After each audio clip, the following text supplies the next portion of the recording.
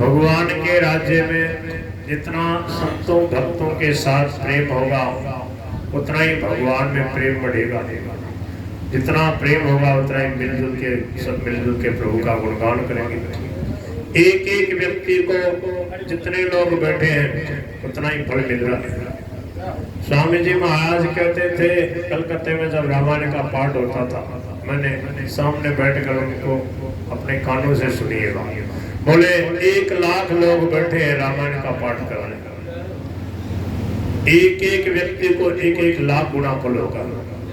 एक एक व्यक्ति ने नवान प्राण 2 दिन हुआ, बोले 9 लाख रामायण के पाठ कर लिए। इतना महत्व है संगठन में, इतनी शक्ति है। संघे शक्ति कलो युगे।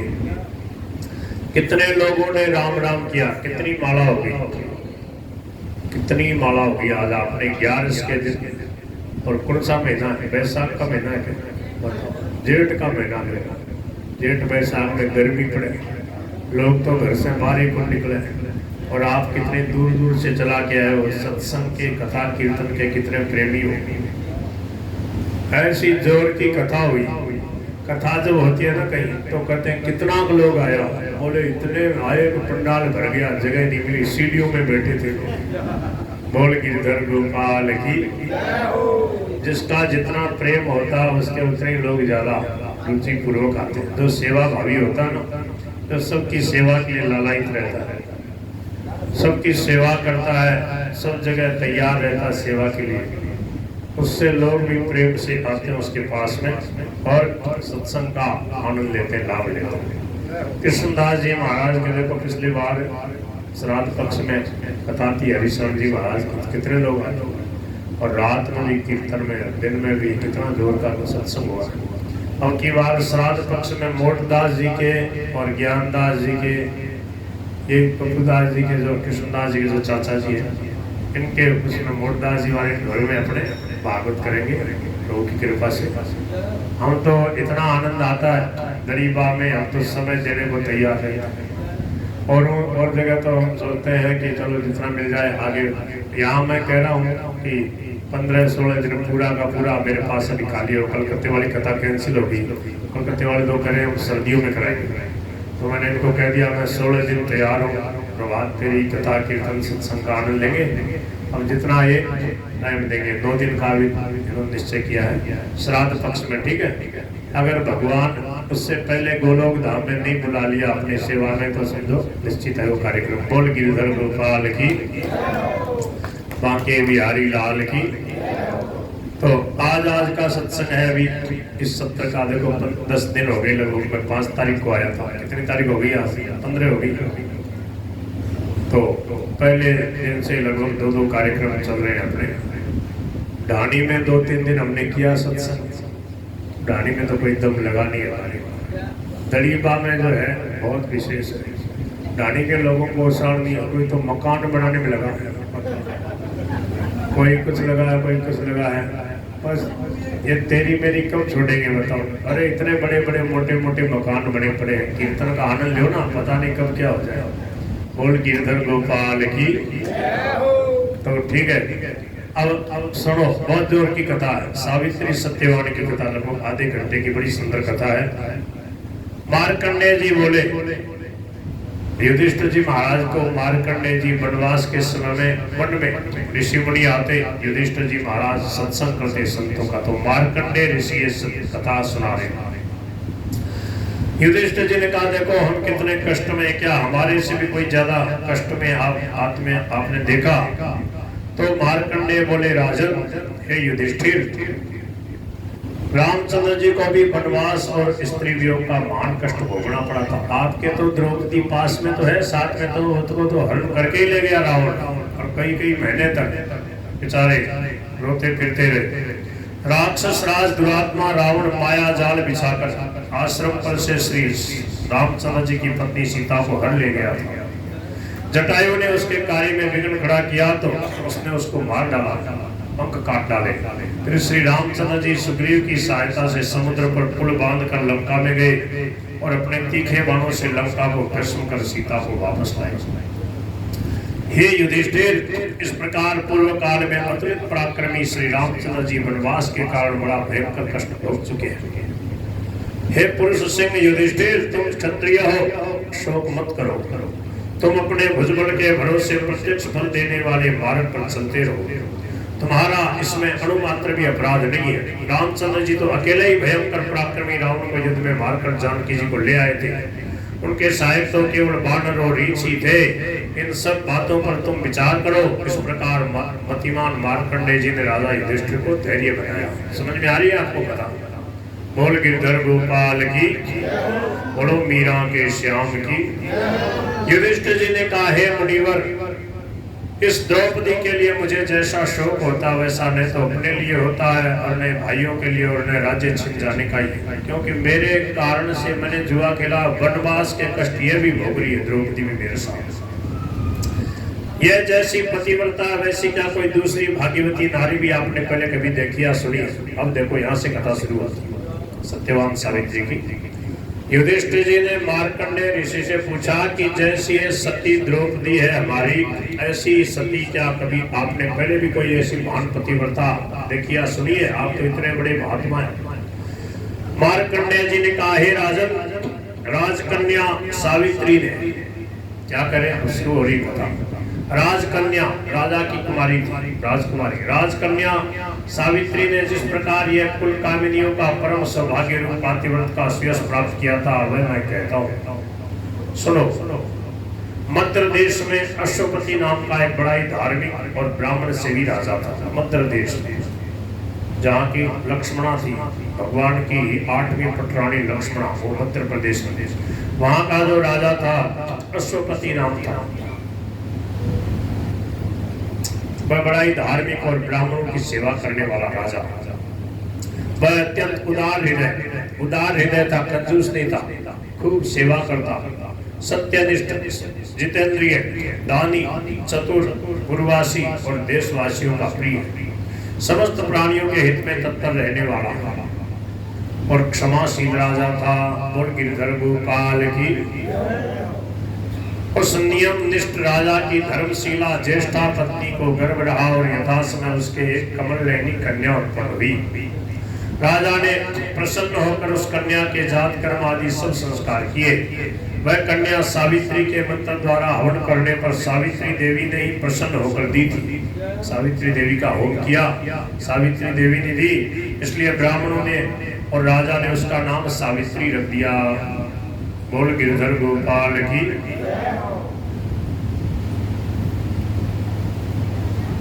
मेरी माता जी का भी नाम यही था, मेरे को जन्म देने वाली जो माता जी, ओंकार सावित्री। ओंकार हमारे पिताजी का नाम था जन्म देने वाले। अब ये गोलोक धाम में है दोनों, कृष्ण भगवान की, राधा कृष्ण की लीला का आनंद ले। बोल गिरधर गोपाल की। मूर्तिमती लक्ष्मी के समान वह कन्या धीरे धीरे बढ़ने लगी। यथा समय उसने युवावस्था में प्रवेश किया, जवान हो गई। कन्या को युवती हुई देखकर महाराज अश्वपति बड़े चिंतित हुए।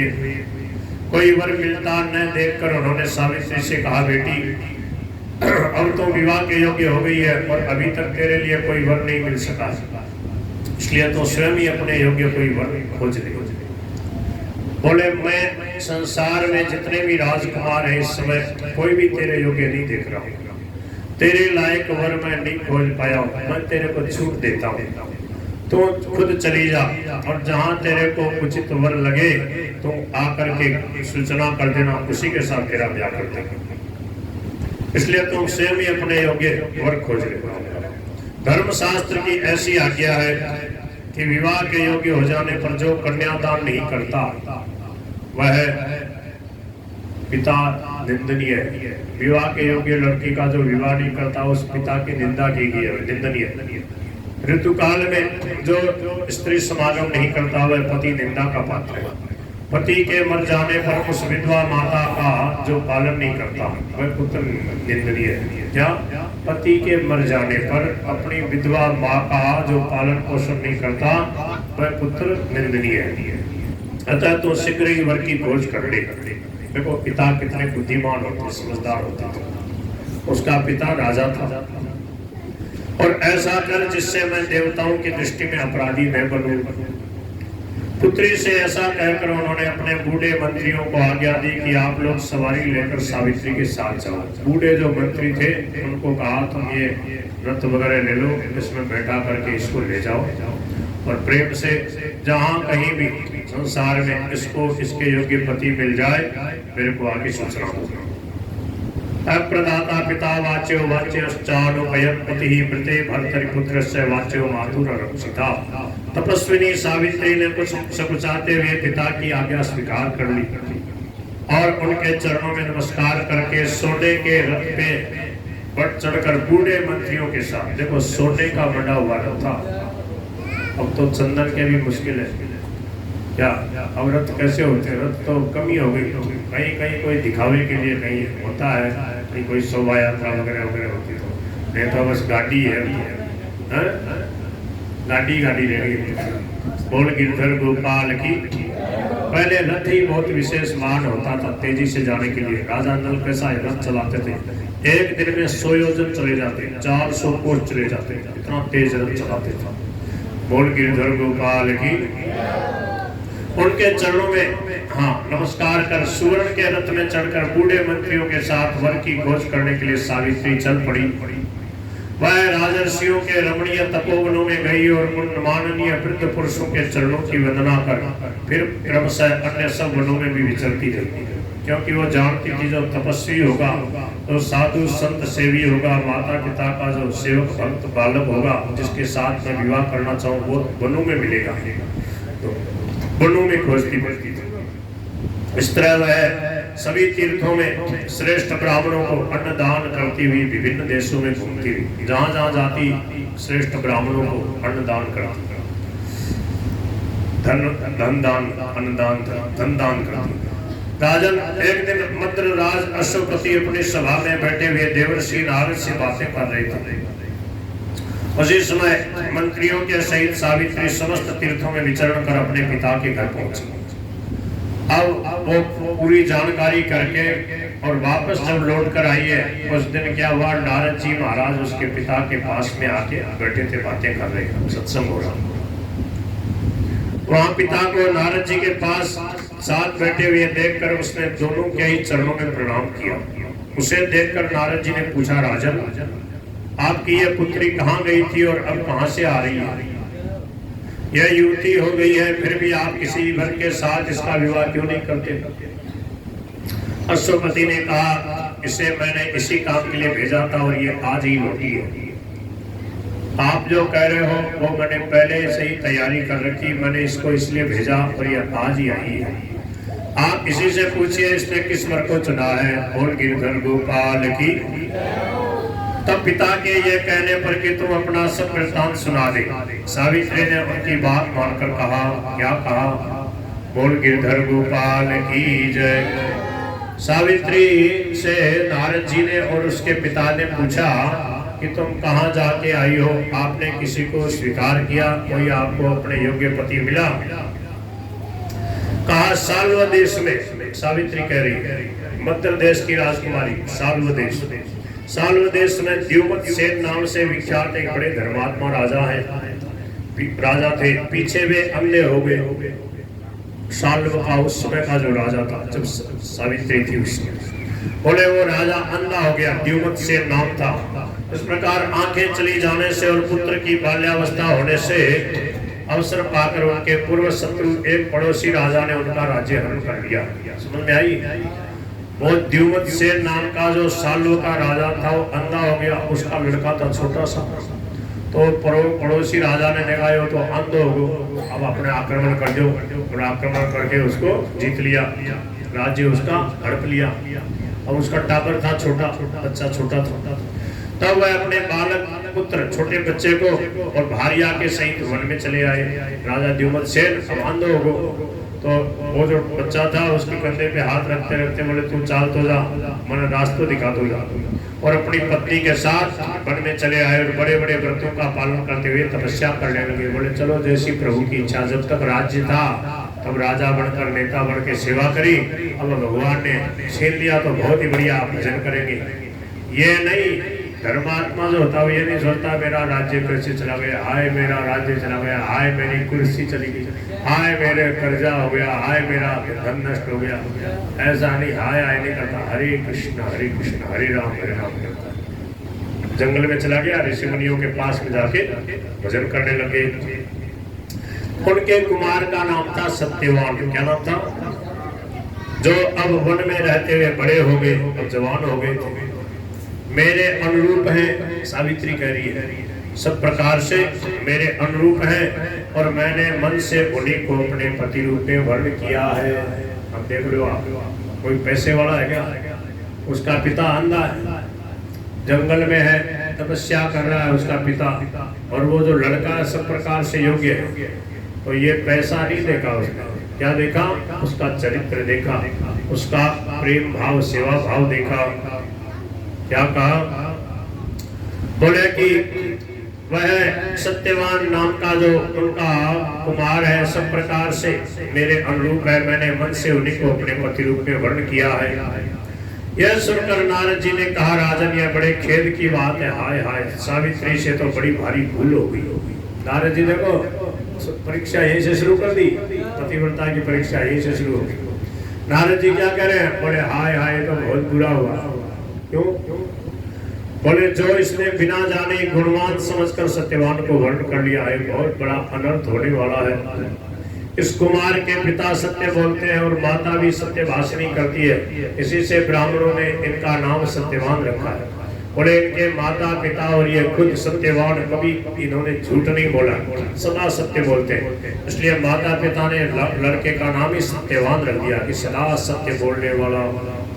राजा ने पूछा, अच्छा महाराज इस समय अपने पिता का लाडला राजकुमार सत्यवान तेजस्वी बुद्धिमान क्षमावान और सूरवीर तो है ना?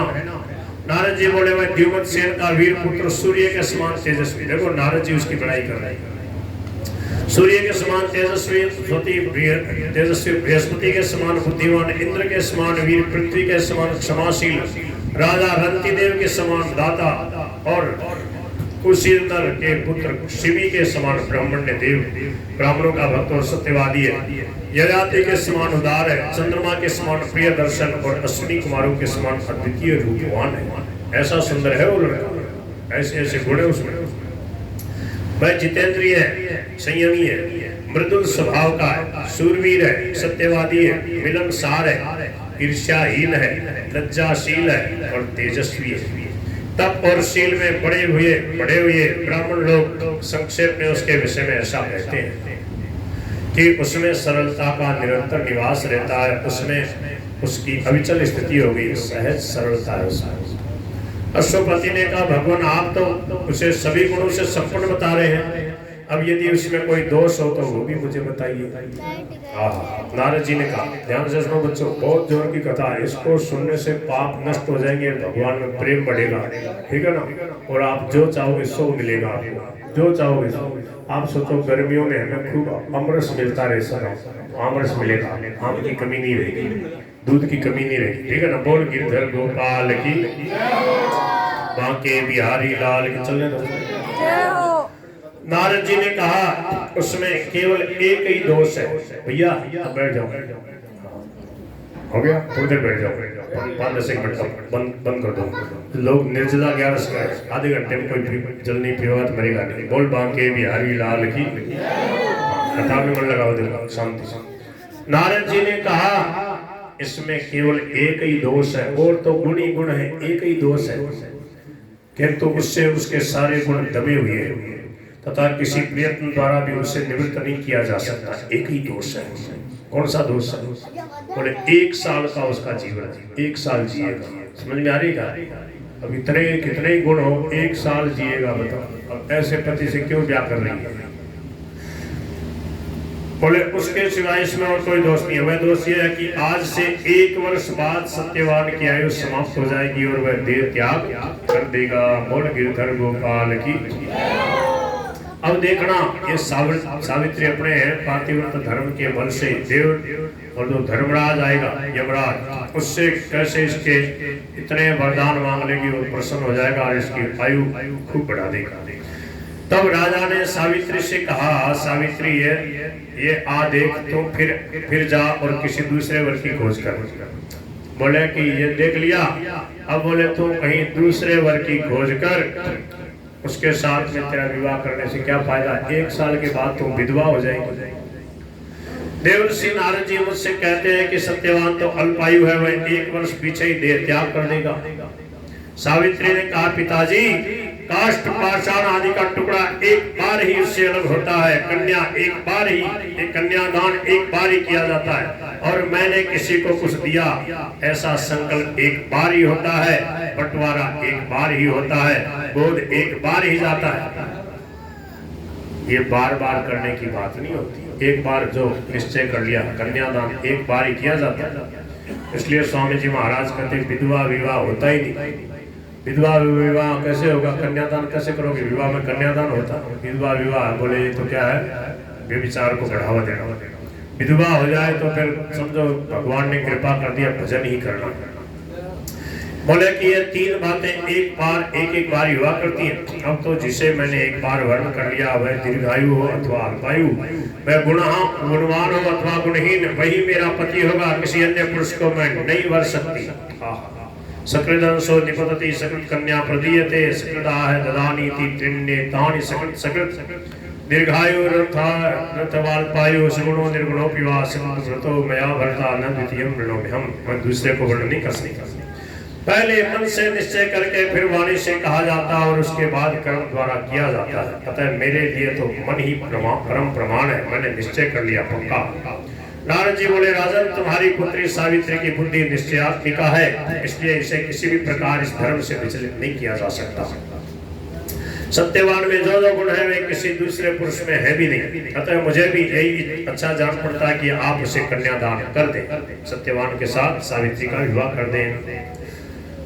राजा ने कहा, स्थिरा बुद्धि नरश्रेष्ठ सावित्र्या दुहितस्तव नैषा वारयितुं शक्या धर्मादस्मात् कथंचन नान्यस्मिन् पुरुषे सन्ति ये सत्यवति वैगुणः प्रधानमेव तस्मान् मे रोचते दुहितस्तव। महाभारत वन पर्व 294 अध्याय 29 श्लोक। राजा ने कहा, आपने जो बात कही है वह बहुत ठीक है।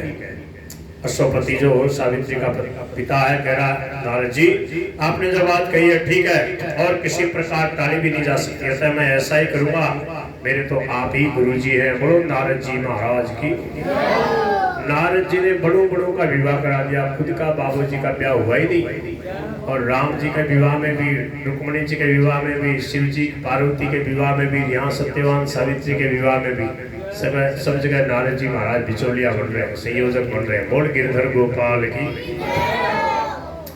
फिर कन्यादान के विषय में नारद जी की आज्ञा को ईश्वरोधार्य समझ राजा अश्वपति ने सब वैवाहिक सामग्री एकत्रित कराई और वृद्ध ब्राह्मण तथा पुरोहित के सहित सभी ऋतुजों को बुलाकर शुभ दिन में कन्या के सहित प्रस्थान किया।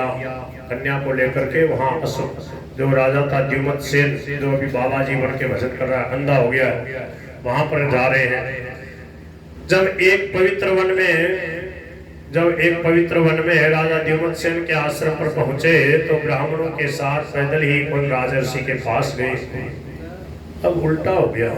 पहले क्या है कि कन्या को लेकर के और वर के पास जाया जाता। देखो सबसे पहली जो कन्या की जो विवाह की बात आई है, स्वयंभू मनु की जो बेटी है, कौन सी जो इनकी जो कपिल भगवान की जमा है, क्या नाम था,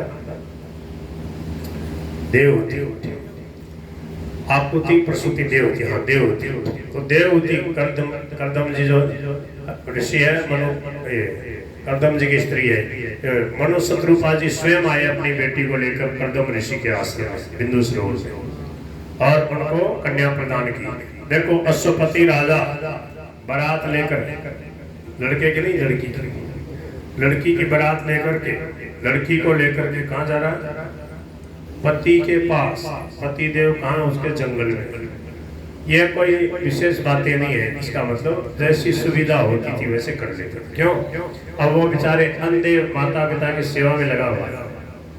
सामान्य बात तो यही है क्या कि जैसे रामचंद्र जी ने जो मर्यादा स्थापित की है और वही चली आ रही है। रामचंद्र जी जनकपुरी गए, और भरत जी वगैरह फिर पीछे से बारात लेके आए, समझ गए। तो यही चल रहा है, पर ये कहीं कहीं ऐसा अपवाद भी मिलता है। तो क्या है कि द्युमत सेन जिस वन में तपस्या कर रहे थे, अंधे हो गए थे, उनका जो बेटा है सत्यवान वो जहाँ है, क्योंकि ये देख के आ गई थी सावित्री, इसको पता था कहाँ रह रहे हैं, तो वहां पर गए।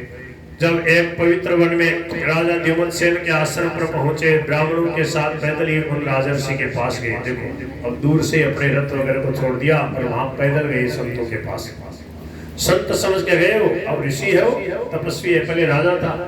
और उसके वहां उन्होंने नेत्रहीन राजा द्युमत सेन को साल वृक्ष के नीचे एक कुश के आसन पर बैठे देखा। देखो पहले जो राजा था अब अंधा हो गया, कुशा समझते हो, डाब के आसन पर बैठे तपस्वी और अंधे हैं, और राम राम राम प्रभु का नाम ले रहे, कीर्तन कर रहे। राजा अश्वपति ने राजर्षि द्युमत सेन की यथायोग्य पूजा की और विनीत शब्दों में उन्हें अपना परिचय दिया। धर्मज्ञ राजर्षि ने अर्घ्य और आसन देकर राजा का सत्कार किया और पूछा, कहिए किस निमित्त से पधारने की कृपा की है। तब अश्वपति ने कहा, राजर्षि मेरी यह सावित्री नाम की एक रूपवती कन्या है, इसे अपने धर्म के अनुसार आप अपनी पुत्र वधू के रूप में स्वीकार कीजिए। बोलो गिरधर गोपाल की। देखो कितनी तपस्विनी है, अंधे ससुर जी है और लड़का है 1 साल जीने वाला लड़का है सत्यवान, पर निश्चय कर लिया यही मेरा पति है और इन बूढ़े अंधे ससुर जी की मैं खूब प्रेम से सेवा करूंगा। वहाँ जंगल में रह करके वहाँ खूब गायें होती थी, ऋषि मुनि महात्माओं के संतों के पास, बोले गाय की खूब सेवा करूंगी, गाय का गोबर उठाऊंगी, प्रेम से दूध निकालूंगी। ये है असली शिक्षा। अब तो MA पढ़ी हुई, BEd की हुई, गाय का दूध नहीं निकालना था। मेरे को बड़ी लज्जा की बात लगा, क्या पढ़ाई करी भाई, गाय का गोबर उठाने में बड़े दुर्गंध आती है। राम राम बोल गिरधर गोपाल की। वो जो गाय की सेवा है ना, वो निरोग करने वाली, गोबर में लक्ष्मी का निवास है, और गाय की सेवा करके आनंद का अनुभव करे तो समझो कुछ पढ़ाई लिखाई काम आई। बोल नंद के लाला की। तो कहा द्युमत सेन ने कहा, हम राज्य से भ्रष्ट हो चुके हैं और यहाँ वन में रहकर संयम पूर्वक तपस्वियों का जीवन व्यतीत कर रहे हैं। आपकी कन्या तो यह सब कष्ट सहन करने योग्य है नहीं। देखो पहले कितने सीधे सरल होते थे, ये नहीं कि चलो बढ़िया है आ गई तो जैसे तैसे लबड़ धके ले लो, अपनी सेवा करेगी। स्वार्थी नहीं होती, परमार्थी होती। बोले मैं तो अंधा हूँ और देखो अटे जंगल में रह रहे हैं, क्यों परेशान करो, आप अपनी लड़की को कोई बढ़िया राजा के राजकुमार के साथ ब्याह करो। ये सब कष्ट सहन करने योग्य आपकी लड़की नहीं है, वह यहाँ आश्रम में वनवास के दुख को सहन करती हुई कैसे रहेगी। अश्वपति ने कहा, राजन सुख और दुख तो आने जाने वाले हैं, आगमा पाइनो नित्या। इस बात को मैं और मेरी पुत्री दोनों जानते हैं, यही गीता का ज्ञान है। मेरे जैसे आदमी से आपको ऐसी बात नहीं कहनी चाहिए, मैं तो सब प्रकार निश्चय करके ही आपके पास आया हूँ। मूल जी आप सुन रहे हो ना, बस मेरे को आनंद आ रहा है। आप सत्संग में बैठे रहे तो समझो बस मौज होगी मेरे। बोल गिरधर गोपाल की। मैं तो पहले ही आपके साथ संबंध करना चाहता था। देखो अब द्युमत सेन कह रहा, कौन, सत्यवान का पिता, बोले मैं तो पहले से ही आपके साथ संबंध करना चाहता था, किंतु राज्यच्युत होने के कारण मैंने अपना विचार छोड़ दिया था। अब मेरे पास राज्य तो रहा नहीं। अब यदि मेरी पहले की अभिलाषा स्वयं ही पूर्ण होना चाहती है तो ऐसा ही हो, आप तो मेरे अभिष्ट अतिथि हैं। तदनंतर उस आश्रम में रहने वाले सभी ब्राह्मणों को बुलाकर दोनों राजाओं ने, समझ में आ रही है बच्चों कथा, बहुत बढ़िया है। बच्चे यहाँ के इतने अच्छे हैं कि शांति से बैठ के सुनते हैं।